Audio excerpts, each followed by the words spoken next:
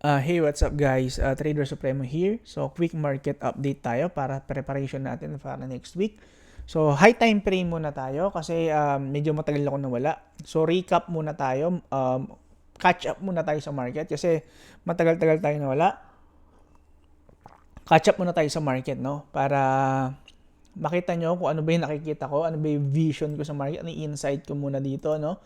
So, una, plot muna natin yung market ni Bitcoin, yung chart ni Bitcoin, kapatid, no? So, una, analyze muna natin nasan ba yung price. Okay? Okay. Meron tayo dito 2020 high. Yearly high, no? Yearly high. Okay. Yan. So, ito ngayon yung price na kinikreate ni Bitcoin, no? So, okay, explain natin. So, meron tayo ditong range na 108 tapos 89,000. Yan yung range na rejected si Bitcoin. Kapag nagkaroon tayo ng rejection sa isang range, ibig sabihin, overpriced si Bitcoin. Ibig sabihin, dahil pagpababa, ibig sabihin, pagka man na nagka-breakout tayo dito, ibig sabihin, underpriced, kailangan nyo umakyat. Dahil nag-breakdown, ibig sabihin, overpriced. No? So, kailangan niyang bumagsak. Okay? Humanap ng area kung saan magkakaroon tayo ng bounce. Okay? So, ngayon, 89,000, yun yung resistance natin. Okay? Yan yung pinaka-malapit na resistance natin. At 72,000, 69,000, yan yung malapit na support. No, yan yung discounted price. No, okay, sa ngayon. Sa ngayon sa higher time frame, no. So ito yung point of interest natin. Ngayon, high time frame to, di naman tayo makakagawa ng pera diyan eh. So thesis lang 'yan para magamit natin sa trading natin sa intraweek o yung tinatawag nating supremo range. Doon tayo titingin. Ngayon, meron tayong multiple bounces dito, no? Multiple weekly bounce, no? Ngayon, kapatid, bakit siya nag-bounce kahit na yung nagsasabi na maraming bear market na? Kasi brother, weekly yan. Sa weekly bro, meron tayong mga area kung saan nagbabounce, no? Yun yung sistema ng supremo range. Despite dumping yung market, pwede tayong mag-long. Kaya kung mapapansin mo, lahat ng mga trade ko, puro long pa rin. Kasi nga, counter trader tayo eh, no? So, dun tayo nakatingin sa liquidity. Kasi yung market, magbabounce at magbabounce yan kahit na dumping. Bakit? Kasi once na makuha na yung target liquidity mo, aangat yan. 100%. Science. Okay? Kasi, hindi pwedeng bagsak ka na, babagsak ka pa eh. Kasi, saan magte-take profit yung iba? Magte-take profit. Pag nag-take profit, ano mangyayari? Aangat yung price. Yun yung tinetrade ko. Kasi science. Science yun eh. Kasi, kapag ka-tinrade ko, yung trend, hindi mo alam kung saan ka papasok eh. Make sense, kapatid? Yun yung reason kung bakit bumuo ako ng sistema na kung saan hindi mo kailangan malaman yung trend eh. Kasi kapag alam mo yung trend, ang tanong, saan ka entry? Kasi pwede ka ma-squeeze. Ngayon, saan mo lalagay stop loss mo? Gagawin mo, luluwangan mo stop loss mo. Pag maluwang stop loss, ano problema? Maliit yung RR. Pag maliit yung RR, maliit yung kita. Nagsayang ka ng panahon, mali pa re-entry mo. No? Yun yung reason kung bakit kahit nag-dumping, long lang yung pinapasukan ko. Bakit? Kasi, kapag ka-trend yung pinapasukan ko, di ba sabi nila, trend is your friend. Ang problema, saan nga yung entry mo? Di ba? Ang mangyayari kasi sa'yo dyan, mag-undersize ka. Yun yung sa tingin kong gagawin mo, mag-undersize ka. Pag nag-undersize ka, bababa yung RR. Pag mababa yung RR, for example, nag-risk ka ng 1,000, baka nga mas mababa pa sa 1,000 yung kitain mo eh. No? So, yun yung reason kung bakit hindi trend is your friend yung para sa akin. Para sa akin, liquidity is your friend. Kasi kapag sa liquidity, dumping, na-hit na yung liquidity na yun, automatic umakyat yun eh. Kasi, based on science, no? Based on orders, imposible hindi yun aakyat. Aakyat yun. Ngayon, ang magiging problema mo lang dyan, kung hindi mo alam saan ka magte-take profit. Kasi, ang para sa akin, kapatid, ang mahalaga lang is entry price.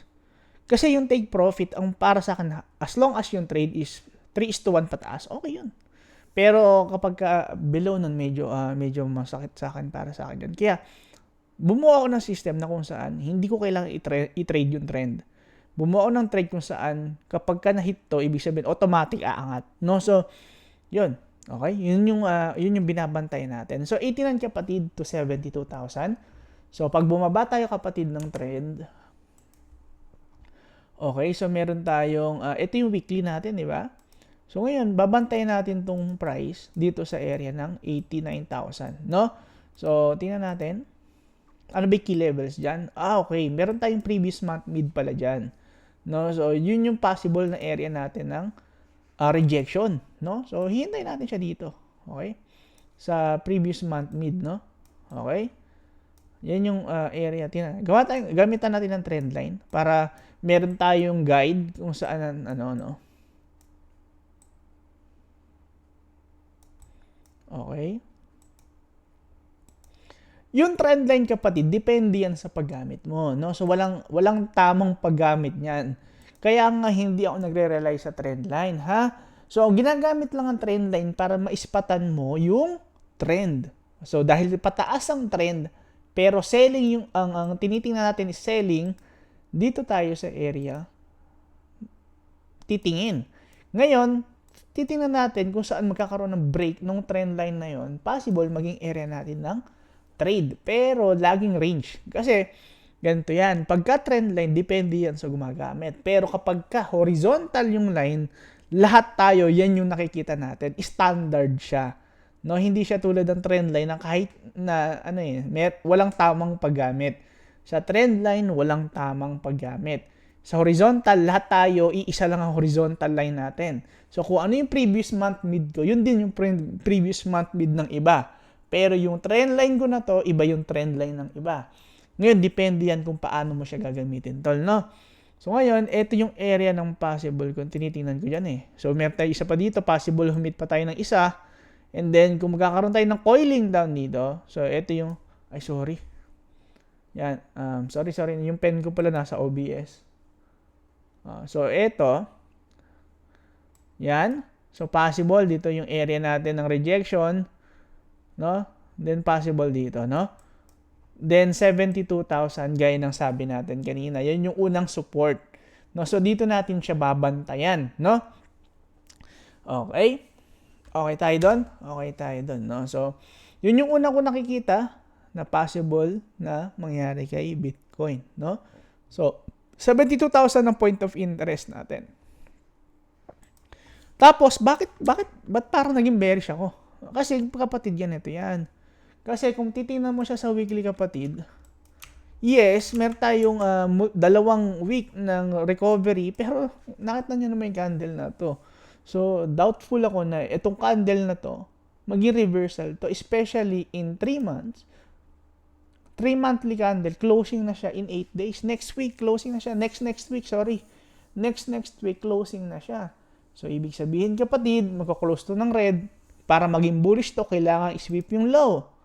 Okay? Again, gagawin ko kayo ng mga tutorial videos ng candlestick para matutunan nyo kung paano gumagalaw yung candlestick. No? Kasi sa tingin ko, as a trader, ito yung pinakamalaga matutunan nyo paano gumagalaw yung candlestick. No? Kasi ito yung talagang sobrang halaga na hindi pinagtataunan ng karamihan. No? Candlestick, kung paano gumagalaw yung candlestick, no? Dati kasi purely key levels lang ako. Purely key levels, nagre-rely ako masyado doon. Pero sa ngayon, yung candlestick, higher time frame papunta hanggang pinakamababang time frame, ginagamit ko. Sobrang halaga na ito. So, yun, no? So, kailangan nyo siyang matutunan. Sa tingin ko, ito yung isa sa pinakamahalagang kailangan nyo matutunan na sa trader. Candlestick, paano siya gumagalaw. No? Bigyan ko kayo ng tips, bigyan ko kayo ng cold game. Ang gawin mo lang, for example, Monday, Tuesday, Wednesday, Thursday, Friday, ginawa ko tong drill na to for the past 7 months. Ginagawa ko, 7 months, straight 7 months, drill ko to bago ako matulog o kaya habang nanonood ako ng TV. For example, sobrang sakit na ng mata ko, mag-computer sa desktop. So, kailangan ko ng magpaantok. So, ang ginagawa ko, para productive pa rin ako, ang ginagawa ko, okay, Monday, 3 monthly candle. Pag Tuesday, monthly candle. Pag Wednesday, weekly candle, pababa.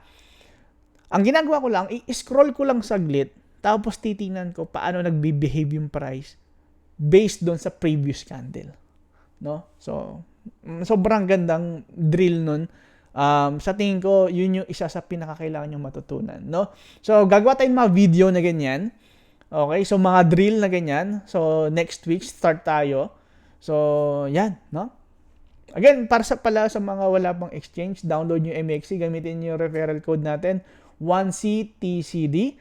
O kaya yung link dun sa baba ng YouTube natin, meron tayong dyan link, gamitin nyo MXC. Again, full support po ako sa MXC ngayon. So, yun yung ginagamit ko na exchange ngayon. Marami pa tayong tutorial na ipopost. Meron tayong tutorial na pinost kahapon. Then, meron pa tayo ulit makakasunod. No, MXC, download nyo na yan.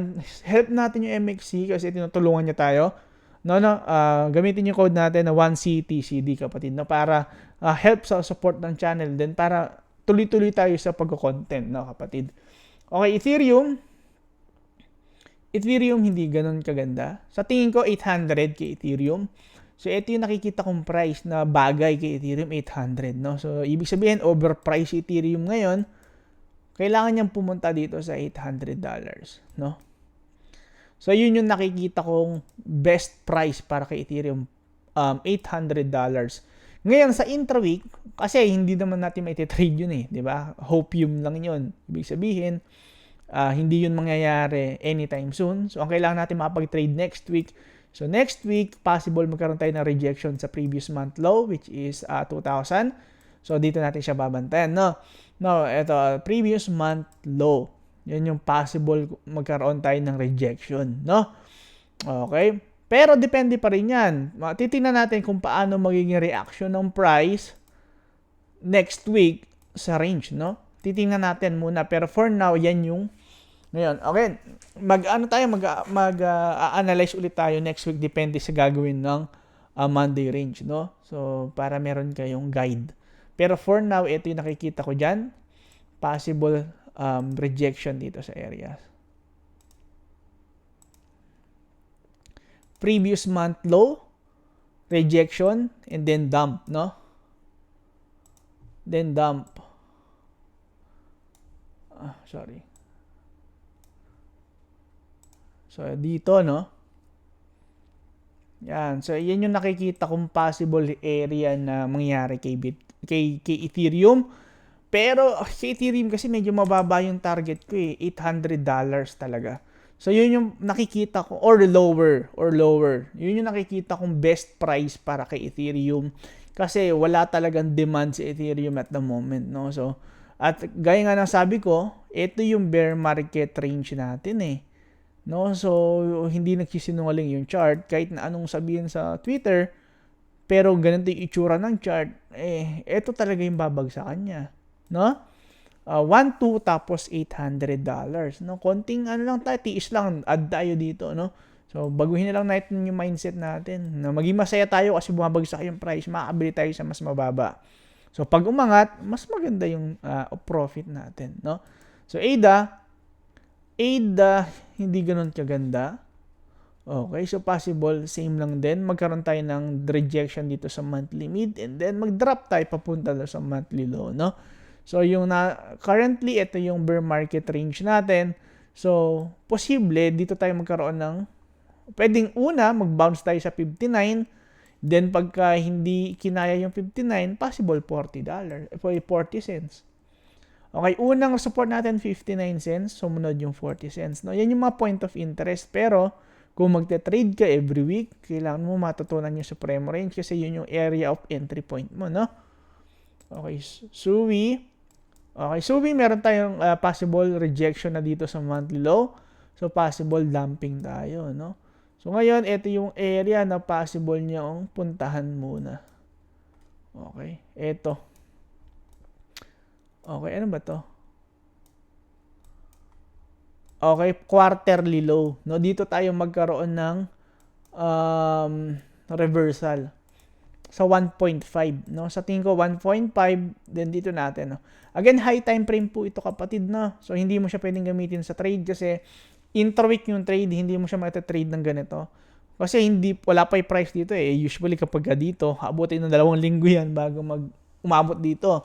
So, hindi ka mapag-trade. So, ang gagawin natin, hihintay natin, iti-trade natin sa intraweek para meron tayong pambili kapag andito na tayo sa mga price na yan, no? Si XRP, hindi ko talaga gusto si XRP, hindi ko rin alam ba't nandito to. Ulitin ko, si Sui, rejection, possible 1.5, then dito tayo magkaroon ng bounce, no? Okay, so dito tayo, no? Ito yung maging point of interest natin. Pero possible bumagsak tayo kasi ang thesis natin kay Bitcoin babagsak ulit, no? Kapuntang 72,000, no? Or lower. Pwedeng lower, no? Kailangan natin maging careful dito. Okay, XRP. Hindi ko alam bakit andito to, pero ayoko talaga tong coins na to. Oh, ayoko niyan. Solana. Okay, same lang din ang chart gaya ng ibang altcoins.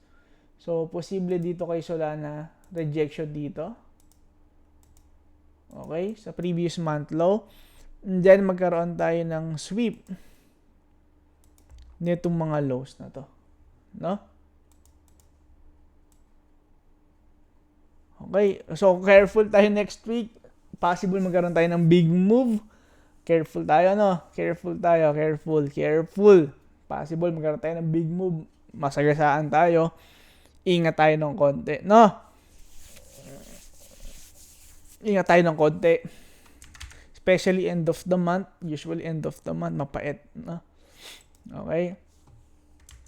Yan, so yun lang muna. Yun lang muna yung analysis natin. Careful tayo next week kasi posible bumagsak tayo ng medyo malalim-lalim. So, pinakamagandang scenario dito, bumagsak tayo hanggang 72,000. Pero, kapag medyo masaklap yung mangyayari, 64. Again, high time frame to. So, possible umangat pa siya hanggang monthly low, monthly mid. Or possible kung mag-close yung price, kasi ito yung high natin this week, pag nag-close yung weekly. So, possible sa taas lang ng konti. Then, pag nag-coil down, doon na tayo magkakaroon ng dumping, no? So, medyo, tingnan natin yung mangyayari next week kasi hindi man natin alam. Okay, so, yan. Babalik tayo next week para mag-analyze ulit, para mag-guide natin kayo every week, no? Again, sa mga wala pang MEXC, lipat tayo lahat sa MEXC, no? So, MEXC yung isa sa mga favorite kong exchange since noon pa man. Kahit hindi pa tayo binibigyan ng partnership ni MEXC, isa yan sa mga ginagamit ko kasi dahil max leverage nito umaabot ng 400x, 200 to 400x. Sobrang halaga ng leverage kapag mababa yung kapital. Kasi hindi naman tayo pinagpala gaya ng iba na malaki yung kapital. At hindi ko alam kung saan nila kinukuha yung kapital na yon. Pero tayo na normal lang, galing lang sa paghihirap, dito tayo MEXC, no? Kailangan natin ng leverage. MEXC 1CTCD sa mga wala pa, please download nyo po gamit yung link natin nasa description, no? So yun lang yung hihingi natin sa inyo para makapagpatuloy tayo mag-content ng ganito. Ma-guide ko kayo every week, no? So yun lang mga kapatid, tulungan tayo. So yun lang muna. Balik tayo next week. Monday na pala. 5:37 AM Monday. So Monday na pala. So balik tayo mamaya-maya lang or bukas, depende sa gagawin ng Monday, no? So Monday yung exciting kasi yun yung magdo-draw ng liquidity ng buong week. So okay? So yun muna. Okay, next week ayusin natin, no? So good luck sa trade natin next week. Magpapera tayo na magpapera para marami tayong pambili pag bumagsak pa si Bitcoin, no? So yun lang muna. Maraming salamat. Next week onwards, marami tayong tutorial na ibibigay sa inyo. From TradingView tutorial, kung paano gumamit ng TradingView, ano yung mga kailangan mong gamitin dyan, lahat tuturo natin dyan, no? So, yun lang muna. Maraming salamat. God bless mga kapatid. Happy weekend pala. Good luck sa sa week natin. Sa mga mga empleyado natin diyan. Ingat tayo sa trabaho natin. Tapos sa mga estudyante naman, pagbutihan nyo.